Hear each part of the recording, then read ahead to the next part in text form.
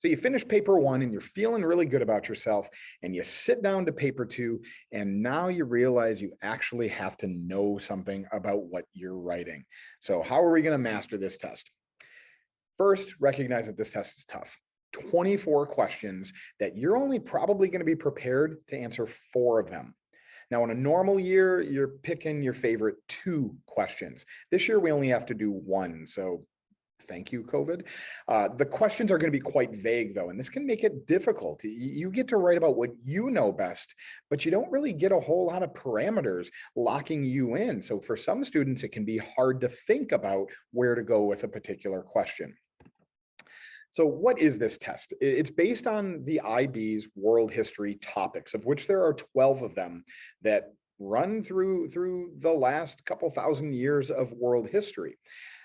There are 12 that your school chooses from. Most schools only cover 2 in depth. For example, my school this year, we do the Cold War. We've historically done 20th century wars, and other schools do authoritarian states or challenges to democratic states. Your school's picking 2 of them. Those 2 topics are going to give you 2 questions each. You then have to choose 1 question on this entire test to choose from, to pick, to actually write. And you'll get 45 minutes to write that. That can be daunting, right? You're going to feel pretty good, hopefully, about 4 questions, and then you have to pick the one that you love best.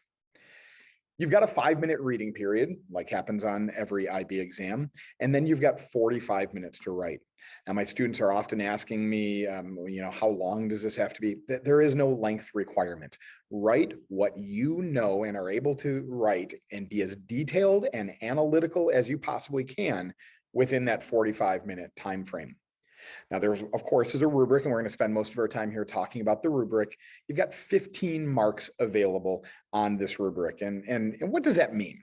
So a lot of my students want to know, Dobie, what do I need to do to get a 4 or a 5 or a 6 even?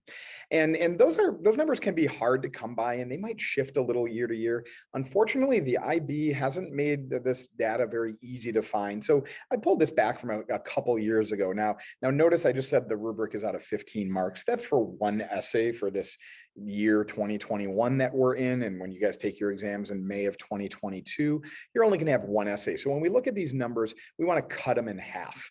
So if you are looking for a 4 on your paper 2, and let me tell you, if you get a 4 on paper 2 and a 4 on your paper 3, and you knock paper 1 out of the park, you're sitting pretty on your IB exams overall.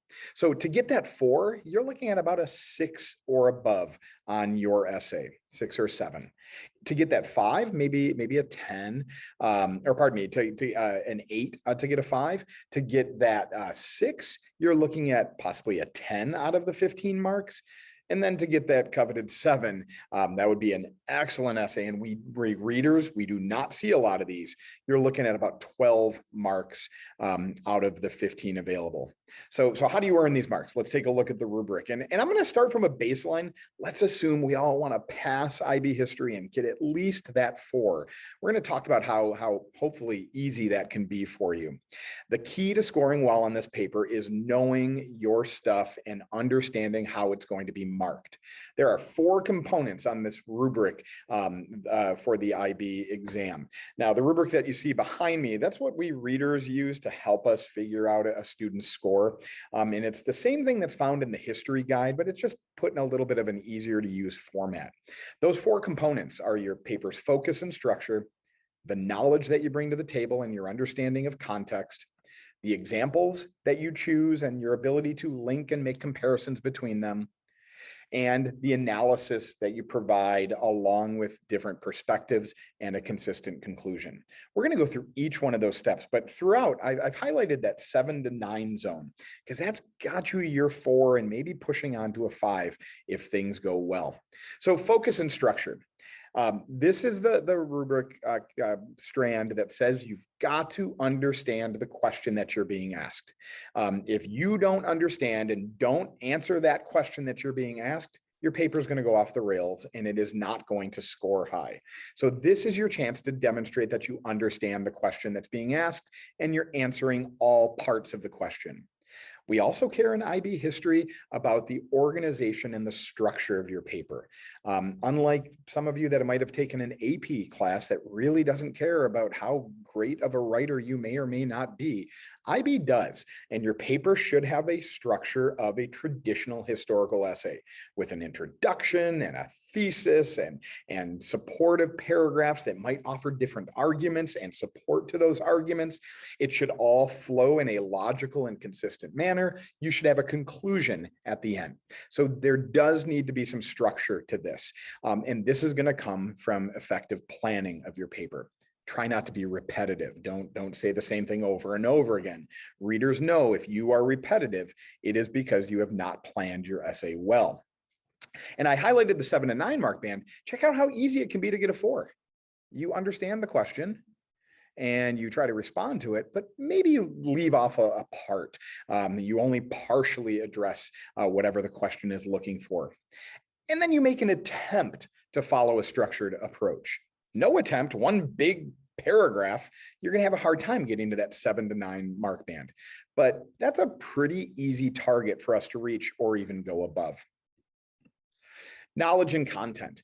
You must include accurate and relevant historical knowledge. And this is coming completely out of your head. You've got to know your stuff for this paper. You should try to explain historical concepts and ideas when applicable. And you should try to place your knowledge and events in the historical context as appropriate. You should be able to explain some of the big picture of your paper while still focusing on whatever that topic is. So you see that 7 to 9 zone, you're mostly accurate and relevant. You don't have to be perfect. You can make a mistake here or there.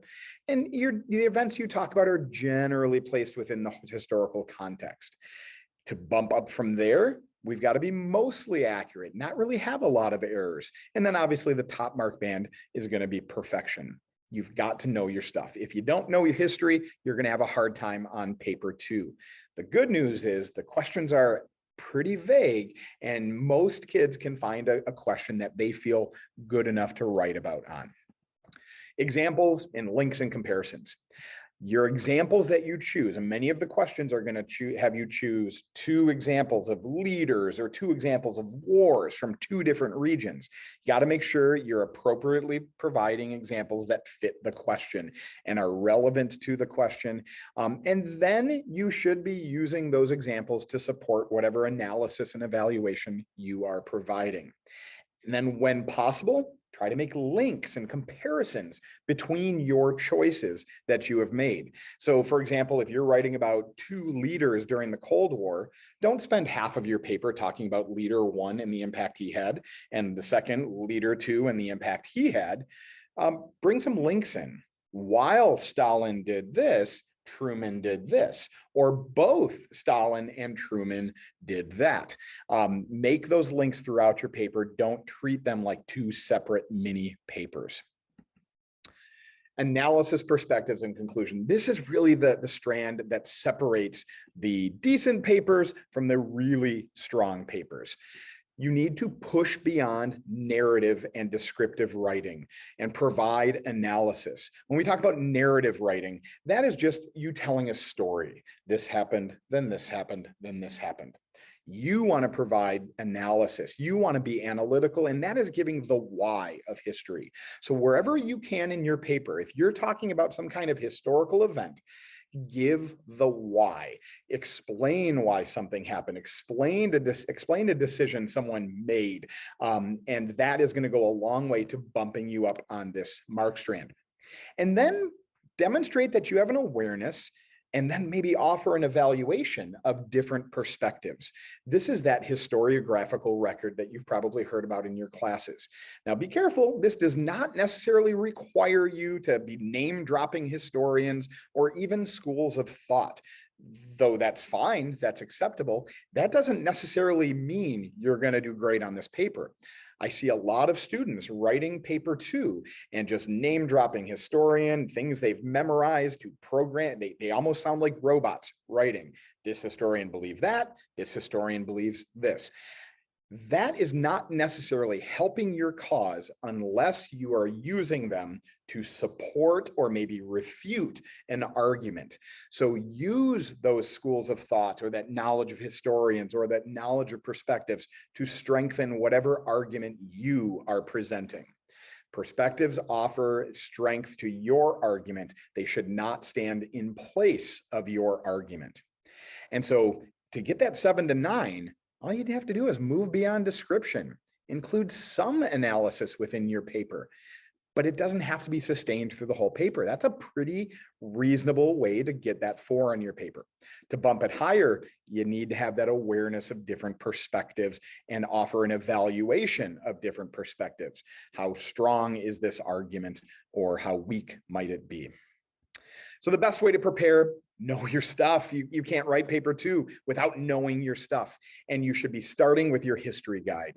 The history guide, and your teacher has this, or you can just Google it. If you just Google IB history guide for 2020, you will find it. That was the first year that this history guide went into effect. And you're going to find, for example, we see the Cold War curriculum here. And I've got 6 bullets within the Cold War curriculum that students are required to know. Within these 6 bullets, the IB will be picking out 2 questions to give you. And literally those questions are going to be word for word from the curriculum you see in front of you. For example, the impact of 2 leaders, each chosen from a different region, on the course and development of the Cold War. So they might say, evaluate the role of 2 leaders, each chosen from a different region, on the end of the Cold War or on the beginning of the Cold War. They will be using this precise language on your exam. So be comfortable with this curriculum. And you can go through my channel and find a lot of videos that talk about all this Cold War stuff. I've got a few tips before we close it out.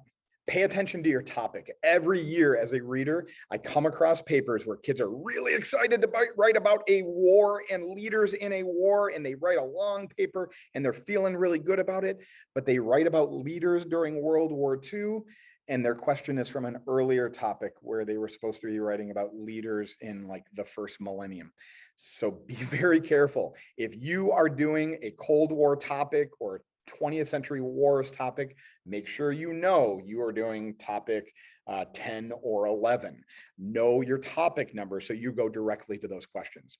Read your questions very carefully and choose appropriate examples. If they talk about 2 regions, wars from 2 regions, be very careful with that. Make sure you choose an Asian war and an American war, or an Asian war and a European war, or an African war and an Asian war. Be very careful with your examples. Use your reading time to think. There's not a whole lot of reading that's necessary. You're not going to read all 24 questions because you haven't studied them all. Only read those 4 questions that you've prepared for. Pick one of them, and then you're probably going to have another 4 minutes to think about it and work out your paper in your head. Can't touch pen yet, but once you can touch your pen, once you get into that writing time, spend 5 good minutes organizing your thoughts. Make sure you're comfortable with what your main arguments are going to be before you start writing your paper. That's going to give you that structure, and that's going to avoid that repetition that you need to avoid. Include your analysis. If you're writing that something happened, always try to include a sentence or 2 as to why that thing happened. Present multiple arguments, but have a consistent thesis that is supported by your arguments and comes to that conclusion that makes sense based on everything else that you wrote.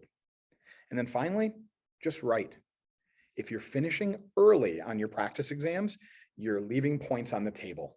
So know your stuff and use all of your time to write, and don't leave anything on the table. There's no sense in finishing early to rest your hand, because you're done after paper 2. You get to go home and come back the next day for paper 3.